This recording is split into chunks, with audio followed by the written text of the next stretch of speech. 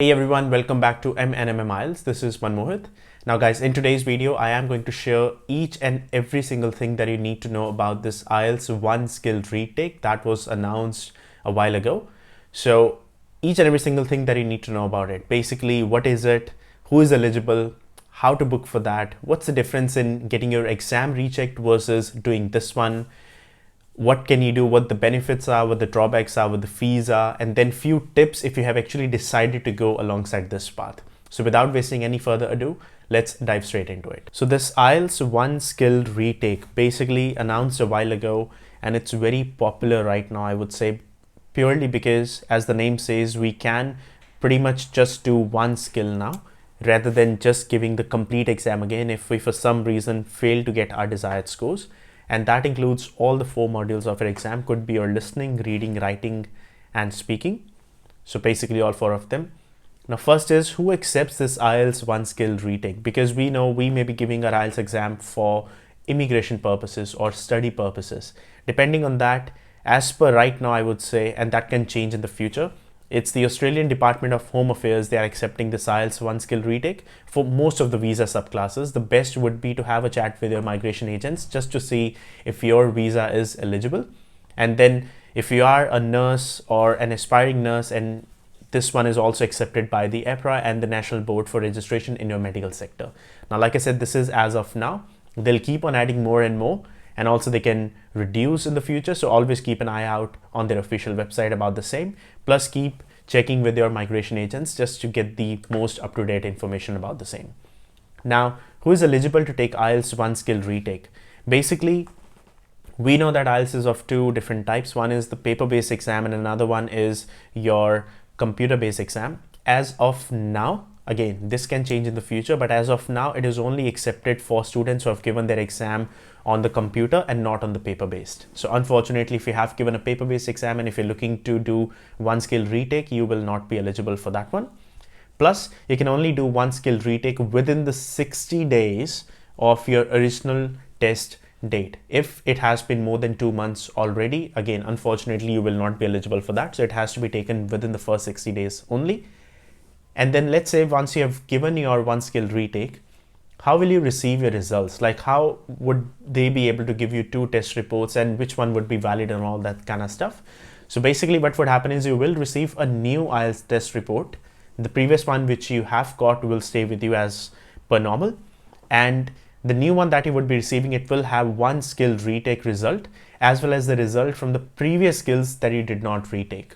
So let's say if you were to retake your listening module and the other 3 modules, you have got 6 bands each. In the new test report, the other 3 modules will still show 6 bands each, but the listening would be a new score, whatever that could be. That could be increased one or that could be a reduced one. Plus, this is one key thing that you need to know, that let's say even if you decide to give your 1 skill retake after 50 days, the new test report that you would be getting issued, that will still have the same date as your previous test. So if you were to take your previous test, let's say if you have taken your previous test 50 days ago, the new test report will have the exact same date. So keep that in mind. So dealing that for just getting a new exam date, I would say, on this new test report, that is not going to help. Next, you can choose whether you would like to use either your old or the new test report form. So basically, let's say your previous test scores, you've got listening 6, writing 6, speaking, let's say 6, and reading, you've got 5.5. The new one that you have done after the 1 skill retake, let's say your reading score reduced by 0.5, right? Speaking is 6, writing is 6, listening is 6. In that case, you will have choice of which one do you want to use. You can either go for the new one, or if you feel that now the previous band score was better, then you can just be happy with the previous one. It's one or the other. Both would be pretty much active.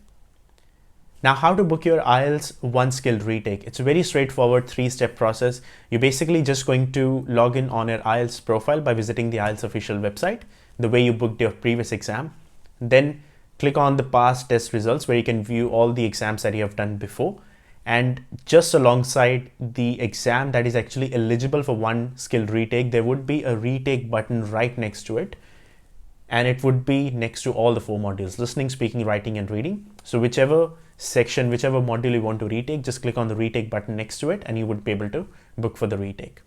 Now, this is one thing we need to understand, because there's one thing which is IELTS inquiry on the result, which has been since forever. Like since the exam started, this thing has existed, whereas this thing is a new one, which is IELTS 1 skill retake. It's very important for you to understand the difference of these two so that you can actually decide which one you want to go for. Now, the first thing is IELTS inquiry on the results, which already exists, right? This thing, what happens is, let's say you have given an exam and in reading you have got 5.5, the other 3 modules you have got 6, and you were not happy about the scores that you got in your reading module, and you feel that this is not fair. You should be getting at least 6 in the reading section as well, because you felt that, okay, the scores are not enough. In that case, IELTS inquiry on results may be a better option. What would happen is, once you submit for the inquiry, your exam or whichever modules you just tell them to check, could be 1 module, could be 2, could be even 4. There's no difference in the fee, so that is a bonus, I would say. So if you are going for the recheck, you might as well just go for the recheck for all 4. But again, if you don't want to, let's say, go for the all 4, you can just go for 1 or 2 modules, whichever you feel that the scores were not fair. What would happen is, once it goes for the inquiry on the results, it will be checked by senior examiners. So not the same ones which already did. It would be a senior examiner from the IELTS who would be checking your scores, plus they will not have access to the previous scores that were given by the previous examiner. So that is a plus point, I would say, again, because they don't have discretion on what scores were given. So they wouldn't have anything to compare with. So they'll just be checking your exam on a fresh note. Results can take up to 21 days. That's, I would say, a drawback. So until and unless you get the results back, you will not be able to book another exam. So you will have to wait up to 21 days. Yeah, they can do it a lot earlier than that, but then be mindful of the 21 days as a maximum time frame. Plus, fee is one thing we need to understand. They do charge, as of now, 199 Australian dollars, which can again increase or decrease in the future. However, if your band score was increased for any of the module, let's say your reading was 5.5 and they increase it to 6, in that case, a full refund would be issued for the 199 Australian dollars if your score is increased, which is, I would say, a plus point. Now, this new thing, which is our 1 skill retake, basically, like we discussed earlier, that you can only do 1 module out of all 4, and that too within the first 60 days. That simply means that it would be kind of a fresh exam for you. So if you were not getting your desired score in the reading module, a brand new reading exam would be given to you where you would be attempting that. New questions, just like a completely separate exam. The fee for that one as of now is 259 Australian dollars. And if your score was increased, let's say your reading jumped from 5.5 to 6 band, in that case, there's no refund for that.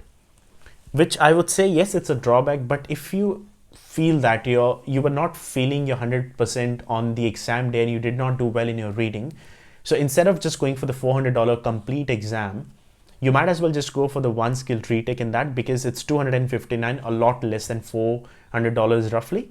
Plus, even if you do not get a refund, if you get a better band score in the reading module, you would be able to use that new score report afterwards, which I would say is a benefit for that. And the best part is both of the score reports would be valid.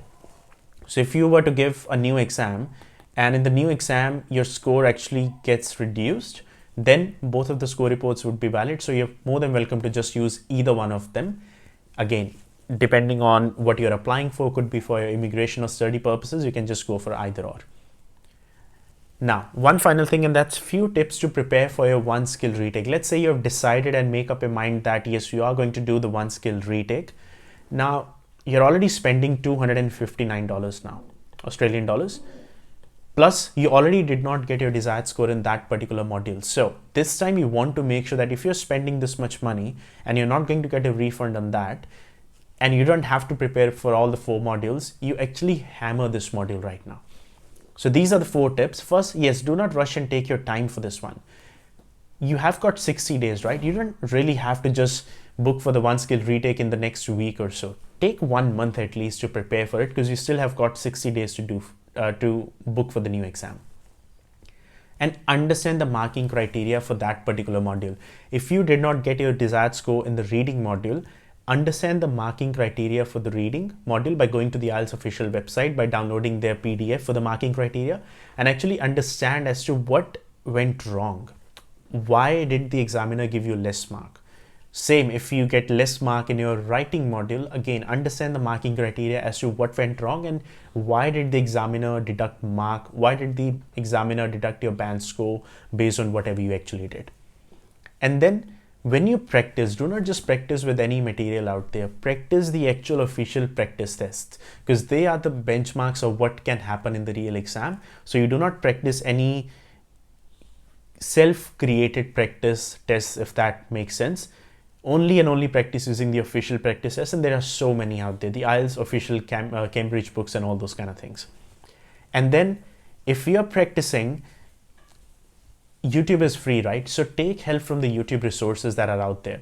You can watch other videos on our channel where we have explained every single topic in detail as to what are the tips and strategies for them, what things to avoid, what things to do, the proper way of getting a perfect band score, all those things are discussed. Follow the YouTube channels, understand their resources, watch their videos thoroughly, and take notes from them. Engage in the comment section, follow and use these YouTube resources as much as you can. They are your best help. And if you feel that it's very difficult for you to do self-practice and you can't just study, you need someone's guidance, you need someone's feedback at every stage, yes, you might as well just go for the coaching as well in that case.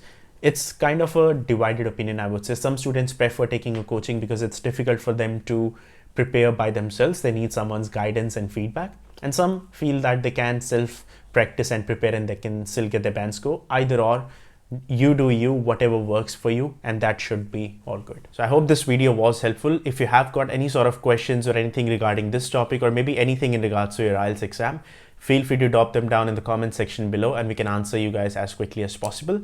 If you need any such specific content before, you can leave them down in the comment section again and we can make videos on those ones before as compared to what we have got planned.